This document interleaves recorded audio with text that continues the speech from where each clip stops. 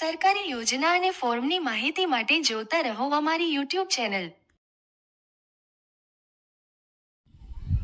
નમસ્કાર મિત્રો, મારી યુટ્યુબ ચેનલમાં આપનું સ્વાગત છે। સરકારશ્રી દ્વારા ઘર વિહોણા લોકો માટે મફત પ્લોટ સહાય યોજના બહાર પાડવામાં આવી છે। તો આ યોજનાનો લાભ કોણ લઈ શકે છે, કયા ડોક્યુમેન્ટની જરૂર પડે, આ યોજના અંતર્ગત અરજી કઈ રીતે કરવી તેની સંપૂર્ણ માહિતી હું આ વિડીયોમાં આપવાનો છું। તો આ વિડીયો પૂરેપૂરો જોવા વિનંતી। અને જો તમે અમારી યુટ્યુબ ચેનલમાં ન હોય તો અમારી યુટ્યુબ ચેનલને સબસ્ક્રાઈબ કરવા વિનંતી। અને તમે કયા વિસ્તારમાંથી આ વિડીયો જોવો છો તે વિસ્તારનું નામ, તાલુકો અને જિલ્લો લખી અને કોમેન્ટ કરવા વિનંતી, જેથી મને ખબર પડે કે મારો વિડીયો ક્યાં સુધી પહોંચ્યો છે। તો સૌપ્રથમ આપણે આ યોજના વિશે માહિતી મેળવી લઈએ, ત્યારબાદ આ યોજનાની અરજી કઈ રીતે કરવી તેની સંપૂર્ણ માહિતી મેળવશું। તો આ યોજનાનું નામ જોઈએ તો 100 ચોરસ વારના નિઃશુલ્ક ઘરથાર પ્લોટ યોજના। આ યોજનાનો લાભ જોઈએ કે 100 ચોરસ વારનો નિઃશુલ્ક ઘરથાર પ્લોટ આપવામાં આવશે। ત્યારબાદ આ યોજનાનો પ્રકાર જોઈએ તો પ્લોટ એટલે કે જમીન માટે પ્લોટ માટે જમીન આપવામાં આવશે। ત્યારબાદ આ યોજના કયા વિભાગ દ્વારા બહાર પાડવામાં આવી છે? આ યોજના ગૃહ નિર્માણ, પંચાયત અને ગ્રામ વિકાસ વિભાગ દ્વારા બહાર પાડવામાં આવી છે। આ યોજનાનું ક્ષેત્ર જોઈએ તો કે જમીન ક્ષેત્ર। ત્યારબાદ આ યોજનાની માલિકી કોની છે? તો આ યોજનાની માલિકી રાજ્ય સરકારની છે। ત્યારબાદ હવે આપણે આગળ જોઈએ કે આ યોજનાના માપદંડ શું છે, આ યોજનાનો લાભ કોણ લઈ શકે છે? તો કેટેગરીની વાત કરીએ તો તમામ કેટેગરીના વ્યક્તિ આ યોજનાનો લાભ લઈ શકે છે। જાતીય સંબંધની પાત્રતાની વાત કરીએ કે સ્ત્રી પુરુષ ગમે તે આ યોજનાનો લાભ લઈ શકે છે। ત્યારબાદ વ્યવસાયની વાત કરીએ તો કોઈ પણ વ્યવસાય કરતા વ્યક્તિ આ યોજનાનો લાભ લઈ શકે છે। ત્યારબાદ શિક્ષણની વાત કરીએ તો કોઈ પણ શિક્ષણ એટલે કે ભણેલા અભણ તમામ વ્યક્તિ આ યોજનાનો લાભ લઈ શકે છે। અને સામાજિક અને આર્થિક ધોરણની વાત કરીએ તો કોઈ પણ સામાજિક અને આર્થિક ધોરણ ધરાવતા વ્યક્તિ આ યોજનાનો લાભ લઈ શકે છે।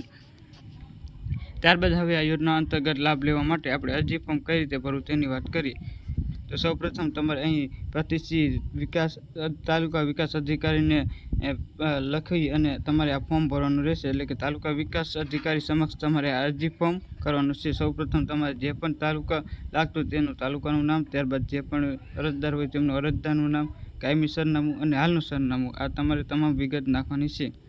ત્યારબાદ તમારે 4 નંબર ઉપર નાખવાનું છે કે ખેત મજૂર છો, સીમાંત યોજના હેઠળ નોંધાયેલા છો કે શું, ખેત મજૂરોનો નોંધણી નંબર, તમારે જે પણ ખેત મજૂર હોય તેની નોંધણી નંબર અને જે પણ હોય તે અહીં ડિટેલ નાખવાની છે। અને જો તે ડિટેલ ન હોય તો અહીં આ ખાનું ખાલી રાખવાનું છે। ત્યારબાદ 5 નંબર ઉપર જોઈએ કે તમારી ધર્મ, જાતિ, અનુસૂચિત જાતિ, બક્ષી પણ તમે જે પણ જાતિમાં આવતા હોય તે જાતિ 5 નંબર ઉપર નાખવાની છે। ત્યારબાદ 6 નંબર ઉપર નાખવાની છે કે ખેત મજૂર છો કે કારીગર છો કે અન્ય વર્ગમાં છો, તમે શું ધંધો કરો છો તે ધંધો નાખવાનો છે। ત્યારબાદ 7 નંબર ઉપર જોઈએ છે કે પરણેલા છો કે કુંવારા છો તે વિગત નાખવાની છે। ત્યારબાદ 8 નંબર ઉપર જોઈએ કે સંયુક્ત રહે છે કે અલગ રહે છે તે વિગત નાખવાની છે। ત્યારબાદ આપણે 9 નંબર ઉપર જોઈએ કે હાલના રહેણાંકની વિગત અને તેની માસિક ખર્ચની વિગત, એટલે અત્યારે તમે ક્યાં રહો છો અને તમારે કેટલો ખર્ચ થાય છે તેની વિગત નાખવાની રહેશે। ત્યારબાદ 10 નંબર ઉપર જોઈએ કે પોતાના નામે ઘરથાર જમીન છે કે કેમ, જો હોય તો તેની વિગત, એટલે તમે તમારા નામે કોઈ પ્લોટ ધરાવશો કે નથી ધરાવતા તેની વિગત, અને ધરાવતા હોય તો ક્યાં ધરાવશો તેની વિગત નાખવાની રહેશે। ત્યારબાદ તમારે 11 નંબર ઉપર જોઈએ કે ખેતી, અરજદારના નામે ખેતી કે જમીન છે કે નહીં તે લખવાનું છે। જો જમીન હોય તો પિયતમાં વાડી છે, કેટલે આરે છે, કેટલી જમીન છે તેની વિગત નાખવાની છે। ત્યારબાદ 12 નંબર ઉપર જોઈએ તો પિતાના નામે કોઈ મકાન છે કે નહીં તેની વિગત નાખવાની છે। ત્યારબાદ આપણે જોઈએ કે 13 નંબર ઉપર કુટુંબની વિગત તમારે નાખવાની છે। કુટુંબના સગા સગપણ એટલે કે કેટલા કુટુંબો છે, તેના સગપણ થઈ ગયા છે કે નહીં, કુંવારા છે, શું ધંધો કરે છે તે વિગત નાખવાની છે। ત્યારબાદ 14 નંબર ઉપર જોઈએ કે SECCમાં સમાવેશ છે કે નહીં તે નાખવાની છે, અને સમાવેશ હોય તો તેનો નંબર નાખવાનો છે। ત્યારબાદ 15 નંબર ઉપર આપણે જોઈએ કે આવાસની પ્રવર્તમાન યોજના અંતર્ગત લાભ પ્રાપ્ત ધરાવો છો કે નહીં, જો તમે આવાસની યોજના અંતર્ગત લાભ ધરાવતો હોય તો તેની વિગત નાખવાની છે। ત્યારબાદ તમારે 16 નંબર જોઈએ કે મતદાર યાદીમાં નામ હોય તો મતદાર યાદી નંબર અને તારીખ, એટલે કે તમે જે પણ ચૂંટણી કાર્ડ ધરાવતા હોય તે ચૂંટણી કાર્ડનું નામ અને તેની ચૂંટણી કાર્ડ નંબર અહીં નાખવાનો છે। ત્યારબાદ 17 નંબર ઉપર જોઈએ કે સરકારી કે પંચનામાની નોકરી છે કે નહીં, એટલે તમારે કઈ નોકરી ધરાવશો કે નહીં, જો નોકરી ધરાવતો હોય તો કયા વર્ગની ધરાવશો અને તમે કઈ જગ્યાએ નોકરી કરો છો તેનું વિગત નાખવાની રહેશે। ત્યારબાદ 18 નંબર જોઈએ કે અરજદાર હાલ ક્યાં અને કોની સાથે રહે છે તેનું નામ, સ્થળ અને સગપણ, એટલે કે જો તમે પોતાનું ઘર ન ધરાવતો હોય તો ક્યાં રહો છો તેની વિગત નાખવાની રહેશે। ત્યારબાદ 19 નંબર ઉપર જોઈએ કે આ ગામે કેટલા વર્ષથી રહો છો, એટલે તમે જે પણ સરનામું નાખ્યું હોય તે સરનામે તમે કેટલા વર્ષથી રહો છો તેની વિગત નાખવાની રહેશે। ત્યારબાદ 20 નંબર ઉપર જોઈએ કે મકાન પ્લોટ હોય છતાં 1 નંબર અને ક્યારે કારણોસર કરેલ છે તેની વિગત નાખવાની છે, એટલે કે જો તમે મકાન અને પ્લોટ ધરાવતા હોય તો તેની વિગત નાખવાની છે અને ક્યારે બનાવ્યું છે તે વિગત નાખવાની રહેશે.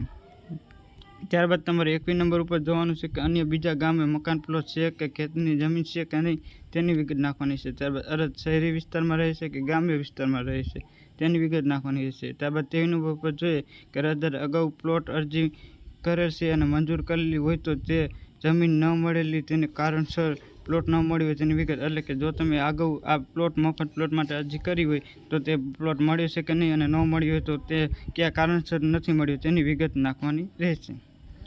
ત્યારબાદ તમારે આ ફોર્મ ભરી અને તેની સાથે આ એક બાહેધરી પત્ર પણ ભરવાનું રહેશે. ત્યાં તમારે અહીં હું તેમાં તમારું અહીં પૂરું નામ નાખવાનું રહેશે, તમે ક્યાં રહો છો તેનું સરનામું રાખવાનું રહેશે અને જો તમે ખેત જમીન ધરાવતા હોય તો તે અહીં તેનો ખાતા નંબર નાખવાનો છે અને જો ધરાવતા ન હોય તો અહીં ડેશ કરી નાખવાનું છે. ત્યારબાદ તમારા એકરારનામું તમામ વાંચી ભરી અને અહીં સ્થળમાં તમારું જે પણ સ્થળેથી આ અરજી કરતો તે સ્થળ અને જે તારીખે અરજી કરવી તે તારીખ અને અહીં તમારી સહી કરી અને આ ફોર્મ તમારે ભરી લેવાનું છે. ત્યારબાદ તમારે નીચે પ્રમાણપત્ર છે, જે પ્રમાણપત્રમાં તમારા જે પણ વિસ્તારના તલાટી ક્રમ મંત્રી લાગતા હોય તેમનો તલાટી ક્રમ મંત્રીના સહી સિક્કા કરી અને સ્થળ તારીખ લખી લેવાની છે. ત્યારબાદ આ વિગત ભરી અને તલાટી સાહેબ પાસે એક દાખલો લેવાનો છે, જે તમે અરજી કર્યાના 5 દિવસ પછી મેળવવાનો છે, જ્યાં તમારે અહીં દર્શાવેલ તમામ વિગતો તલાટી સાહેબ પાસે ભરાવી લેવાની છે. જે સત્ય હોય તે તમામ વિગત ભરાવી અને નીચે અહીં સહી સિક્કા કરાવી સરપંચ સાહેબના, તલાટી સાહેબના અને સ્થળ અને તારીખ લખી અને આ ફોર્મ ભરી લેવાનું છે. અને આ ફોર્મ તમારા નજીકમાં આવેલ તાલુકા અધિકારીશ્રીને પાસે જઈ અને જમા કરાવી લેવાના છે. તો આવી રીતે તમે મફત પ્લોટ સહાય યોજનાનો લાભ લઈ શકો છો અને 100 ચોરસ વારનો મફત પ્લોટ ઘર બનાવવા માટે મેળવી શકો છો. તો જો તમને મારો વિડીયો ગમ્યો હોય તો મારો વિડીયોને લાઇક કરો અને મારી યુટ્યુબ ચેનલને સબસ્ક્રાઈબ કરો અને તમે કઈ જગ્યાએથી આવો છો તે જગ્યાનું નામ, તાલુકો અને જિલ્લો લખો, જેથી મને પણ ખબર પડે કે તમે ક્યાંથી આ વિડીયો જોવો છો અને મારો વિડીયો ક્યાં સુધી પહોંચ્યો. તો આભાર.